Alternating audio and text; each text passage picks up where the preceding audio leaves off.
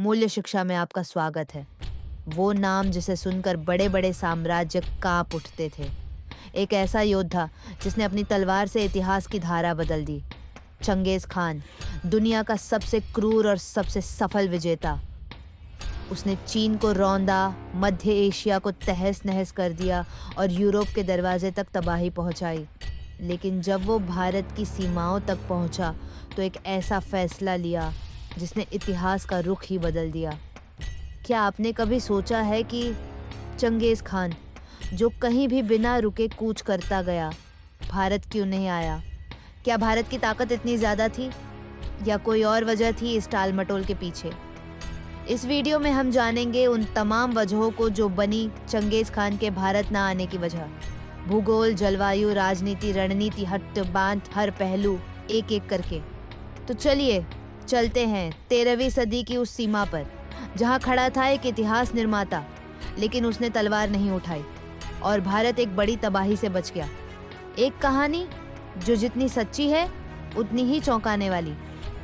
सन 1221 में दुनिया के सबसे खतरनाक और अजेय विजेताओं में से एक चंगेज खान भारत की सरहदों तक पहुंच चुका था।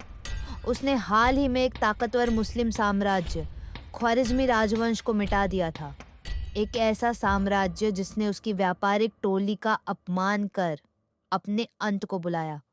अब वह अपने अंतिम दुश्मन जलालुद्दीन मंगबरनी का पीछा करता हुआ ईरान, अफगानिस्तान पार कर सिंधु नदी तक आ चुका था।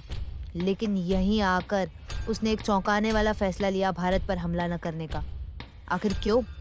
क्या चंगेज डरा हुआ था या भारत सच में अजेय था? चलिए जानते हैं इस फैसले के पीछे छिपे हर कारण को एक एक करके।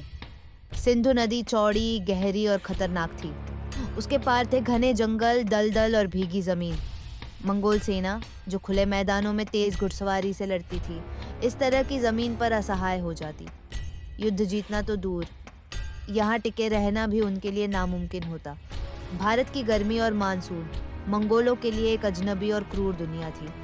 बारिशें, बाढ़ें और उनमें पनपती बीमारियां जैसे मलेरिया और डेंगू पूरी सेना को कमजोर कर सकती थी। चंगेज जानता था प्रकृति से बड़ा कोई दुश्मन नहीं।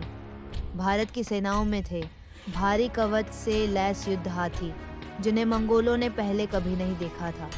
हाथी घोड़ों को डरा सकते थे। जंगलों में युद्ध और किलों पर आक्रमण मंगोलों के लिए एक अनजान और मुश्किल अनुभव था। चंगेज ऐसे युद्ध पसंद करता था जिन्हें वह अपने नियमों से लड़ सके। भारत उस समय एकजुट नहीं था।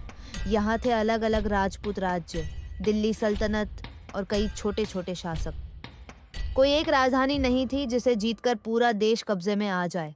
हर राज्य से अलग युद्ध, यानी समय और संसाधनों की भारी बर्बादी। केवल जीतना नहीं, शासन करना भी एक कला है और भारत में वह आसान नहीं था। इसी दौरान चंगेज को एक चिंताजनक खबर मिली।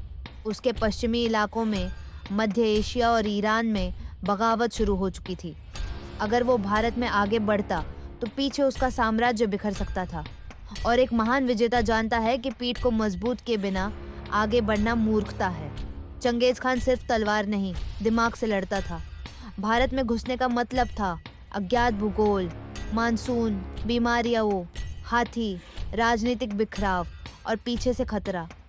चंगेज ने फैसला लिया, भारत को अभी नहीं छूना है। चंगेज खान भारत की धरती पर कभी नहीं आया। सिंधु नदी उसके साम्राज्य की दक्षिणी सीमा बन गई। भारत विनाश से बाल बाल बच गया। हालांकि उसके वंशज जैसे तैमूर और बाबर बाद में भारत तक पहुंचे, लेकिन चंगेज खुद कभी नहीं। कभी कभी पीछे हटना ही सबसे बड़ी जीत होती है और यही कारण है कि इतिहास का सबसे बड़ा योद्धा भारत की ओर देखकर लौट गया। ऐसे ही और रोचक और ज्ञानवर्धक वीडियो देखने के लिए हमारे चैनल मूल्य शिक्षा को सब्सक्राइब करें। वीडियो को लाइक करें और इस कहानी पर अपनी राय नीचे कमेंट में ज़रूर बताएं।